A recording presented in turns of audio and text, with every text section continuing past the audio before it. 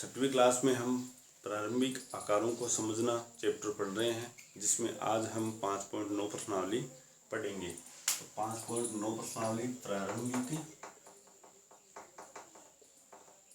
आकारों को समझना। इसका पहला सवाल देखिए, निम्नलिखित का सुमेलन कीजिए, यानी कि आपको मिलान करना है। कुछ आकृतियां बनी हुई है, इनको आपको मिलाना है। जैसे ए शंकु, बी यहाँ पे दे रखा है गोला, और सी दे रखा है यहाँ पे बेलन,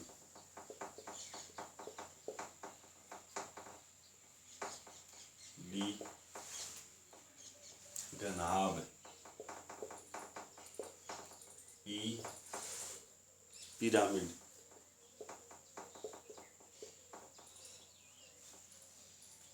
इनके सामने आकृतियां बनी हुई हैं। जैसे सबसे पहले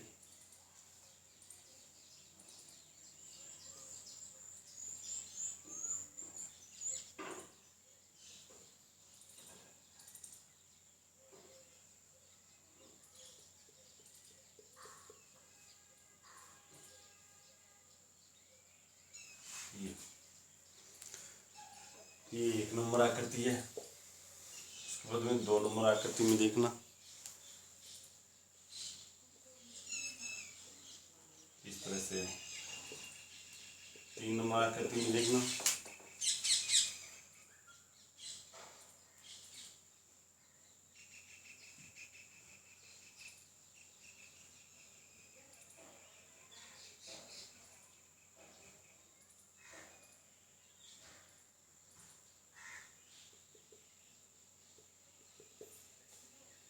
इस तरह से देखते हैं।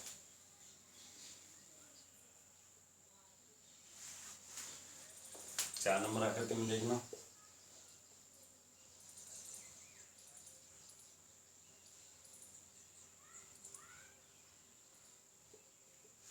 ये दे रखा है, और 5 में दे रखा है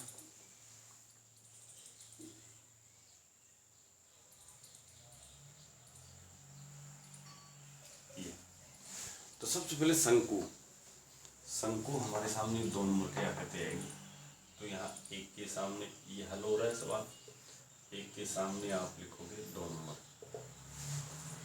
उसके बाद गोला, गोला गेंद या कंचे या वॉलीबॉल फुटबॉल ये होते हैं। तो बी में हमारे पास आएगा चौथा, ये चौथा। सी हमारे पास बेलन है, बेलन 5 आ जाएगा। उसके बाद में घनाभ, घनाभ ये आकृति होगी तीसरा, डी में तीसरा। और पिरामिड हमारे पास बचेगा, वो है पहला। पिरामिड में क्या होता है, किसी बहुभुज के सभी शीर्षों को एक अन्य शीर्ष से मिला दिया जाता है, उसे हम पिरामिड कहते हैं।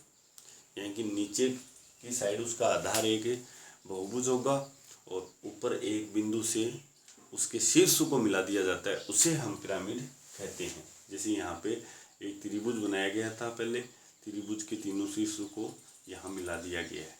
तो इस तरह से ये पिरामिड अपना बन जाएगा। जैसे इसको भी यहाँ मिलाइए, तो ये पहला सवाल था, मिलान कीजिए। इन आकारों में से प्रत्येक 2-2 उदाहरण दीजिए। तो 2-2 उदाहरण आप लोग यहाँ पे दे सकते हैं। यहाँ पे देखो 2 उदाहरण इसी में लिख देना आगे। सबसे पहले क्या था, 1 नंबर पर शंकु था, तो शंकु के उदाहरण आपको देना है। तो यहाँ पे आप लिख सकते हो आइसक्रीम कोन, आइसक्रीम व मेहंदी कोन। ये 2 उदाहरण हो गए। आइसक्रीम का कोन होता है या मेहंदी का कोन होता है, वो हमारे। इसी तरह से गोला, गोला में आप लोग दूसरा हमारे पास गोला था, ये गोला में आप गेंद दे सकते हो। उसके बाद नारंगी या सेब या कंचे दे सकते हो, ये लीजिए। सी बेलन, बेलन, ये बेलन में आप लोग यहाँ पे कोई भी पाइप दे सकते हो। उसके बाद में टैंक दे सकते हो, पानी का टैंकर या डीजल पेट्रोल का टैंक हो सकता है। डी घनाभ में हमारे पास कोई भी संदूक होता है वो दे सकते हो आप। उसके बाद में हमारे पास कमरा हो सकता है घनाभाकार। अन्य भी होते हैं, जो हमारा ज्योमेट्री बॉक्स होता है ये भी हो सकता है, इरेजर हो सकता है, शॉर्पनर हो सकता है, अपनी टेबल भी हो सकती है। उसके बाद पिरामिड में हमारे पास जैसे मिस्र की पिरामिड दे सकते हो आप।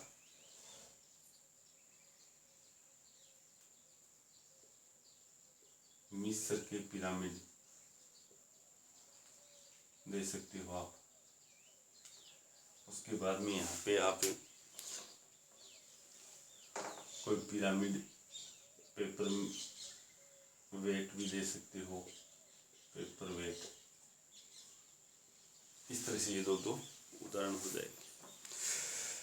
उसके बाद में 2 नंबर का सवाल बहुत ही सिंपल सा सवाल है। देखिए 2 नंबर का सवाल,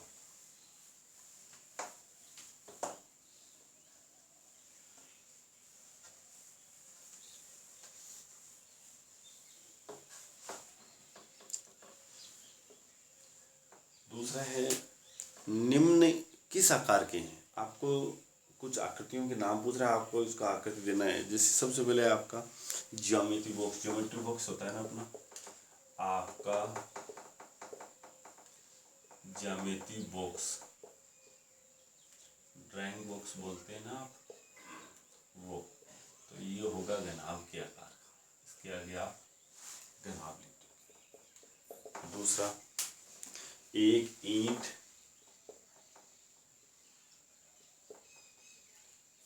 के आगे भी आप घनाभ के आकार का दोगे। तीसरा हमारे पास आता है एक माचिस की डिब्बी, माचिस की डिब्बी, ये भी हमारे पास घनाभ के आकार की होती है। फोर्थ हमारे पास आ रहा है सड़क बनाने वाला रोलर, सड़क बनाने वाला रोलर। तो रोलर का जो आगे का जो पहिया होता है ना उसको देखना है। सड़क बनाते हैं उसमें रोलर देखो, उसका पहिया इस तरह से होता है, ध्यान देना आप, इस तरह से लगा हुआ होता है पहिया, ये सड़क बनाने का रोलर होता है। तो इस आकृति को हम क्या कहेंगे, बेलन कहेंगे, बेलन। नेक्स्ट हमारे पास पूछ रहा है इसमें एक लड्डू, लड्डू सभी बच्चे जानते हैं, एक लड्डू इस आकार का होता है, गोल।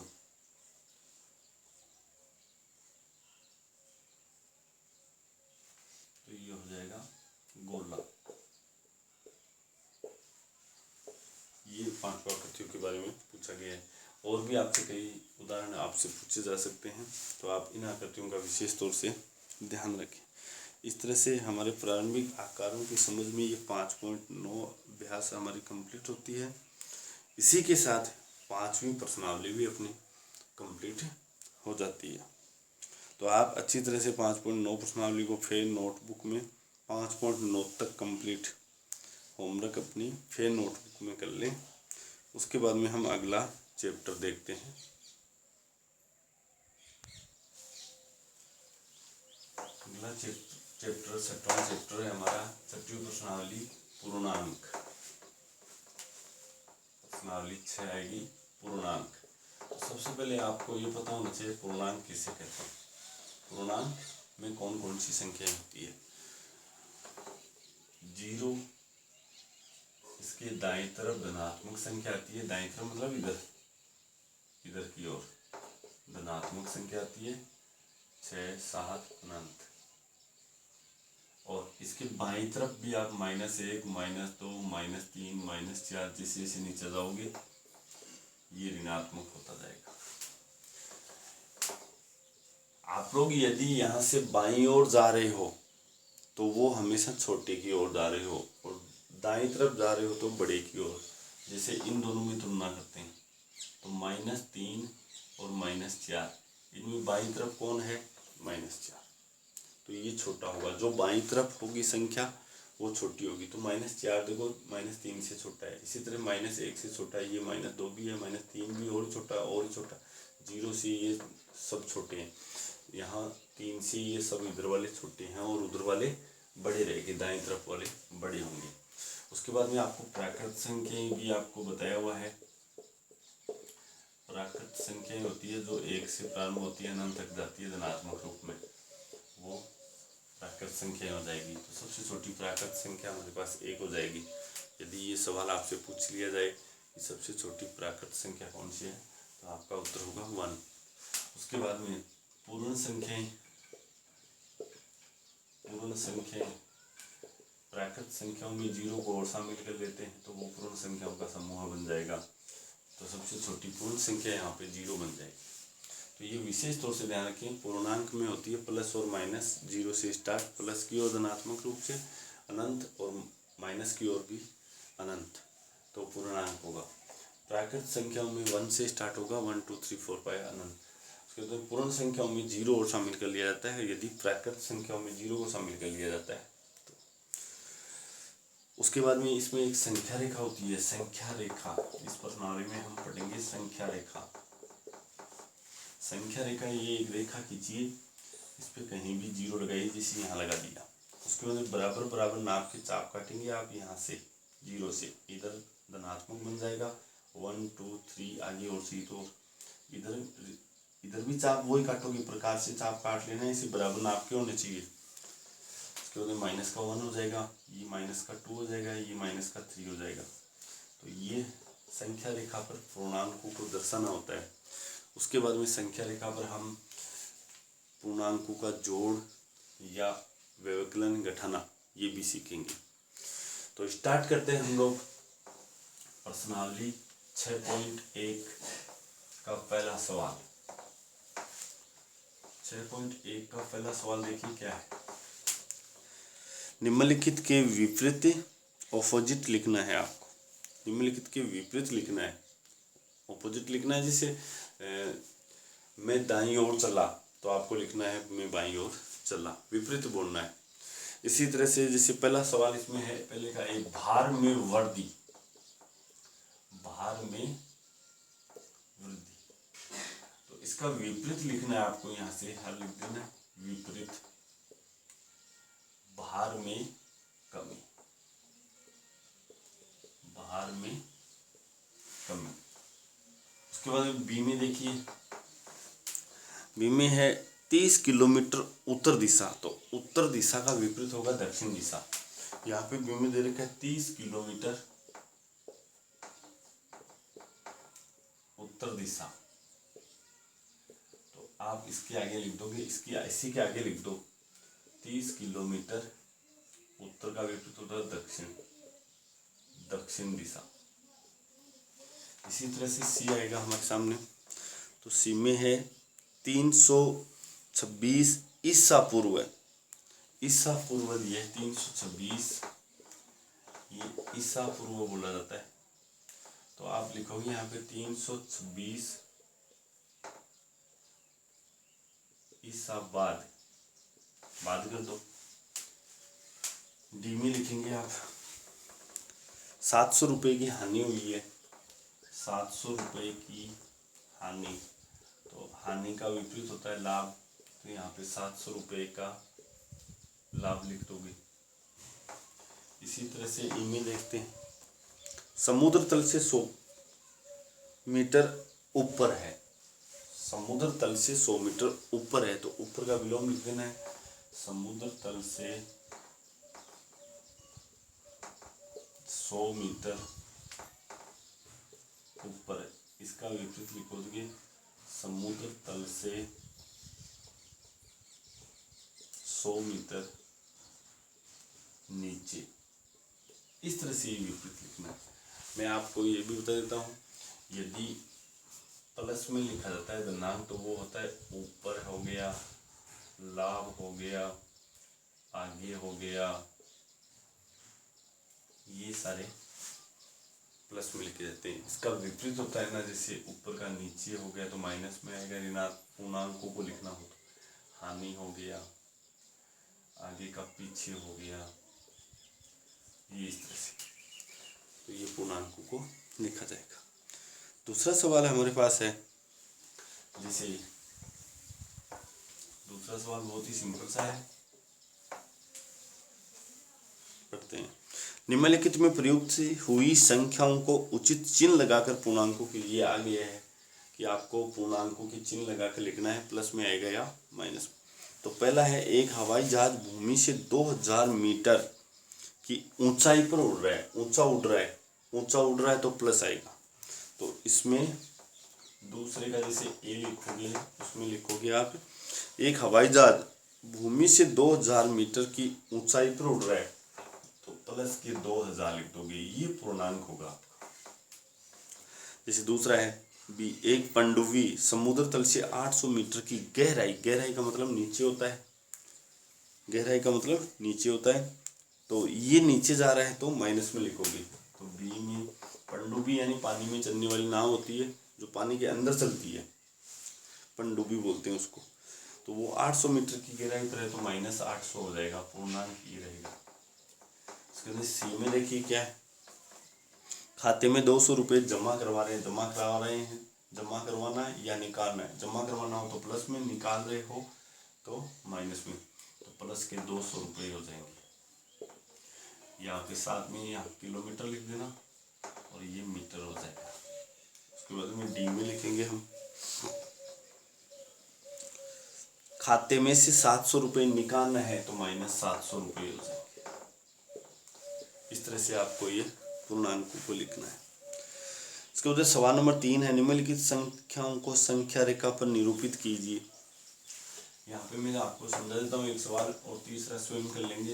इसका उदाहरण मैं आपको समझा, संख्या रेखा ये है, इस पर हमें ये दर्शाना -3, 2, 0, 5, -7, इस तरह से ये संख्याएं हमें संख्या रेखा पर दर्शानी हो। मान लो तो सबसे पहले संख्या रेखा खींचना है, उस पर यहाँ 0 लगाओगे, फिर यहाँ इधर चाप काटोगे। आप देखो प्लस का हाईएस्ट इसमें 5 है तो यहाँ कम से कम 5 चाप काटोगे, 1, 2, 3, 4, 5 भी बराबर नाप के चाप काट लेना, पर काट को आप निश्चित खोल कर 5। और माइनस की तरफ 7 है तो आप इधर 7 काटोगे, 1, 2, 3, 4, 5, 6, 7, इस तरह से माइनस का 1, 2, 3, 4, 5, 6, ये 7 जाएगा। सबसे पहले आपको -3 दिखाना है तो -3 के इस तरह से रो लगाएंगे ऊपर और इस पर -3 लिख दो। फिर प्लस के 2 हैं तो 2 पे यहाँ पे जाना है, 2 लिख देना है। प्लस 0 यहाँ जाएगा, 0 पे आपने तो प्लस लगाना, मैं माइनस लगाना। 0 का मतलब शून्य होता है, इसका मतलब कुछ नहीं है। फिर 5 है तो 5 ये रहे प्लस के, यहाँ पे प्लस के 5 लिख देना है।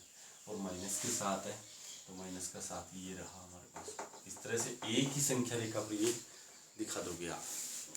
तो इसमें हमारे पास जैसे तीसरा सवाल है, इसमें ए है प्लस का 5, बी तीसरा सवाल है ये आप दर्शाओगे माइनस के 10, सी इसमें आ रहा है माइनस प्लस के 8, डी यहाँ पे है माइनस का 1, ई है माइनस के 6। इस तरह से हमारे पास ये कंप्लीट हो गया है हमारे पास सवाल। तो 3 तक सवाल कंप्लीट हो गए, बाकी हम चौथा कल देखेंगे। Thank you.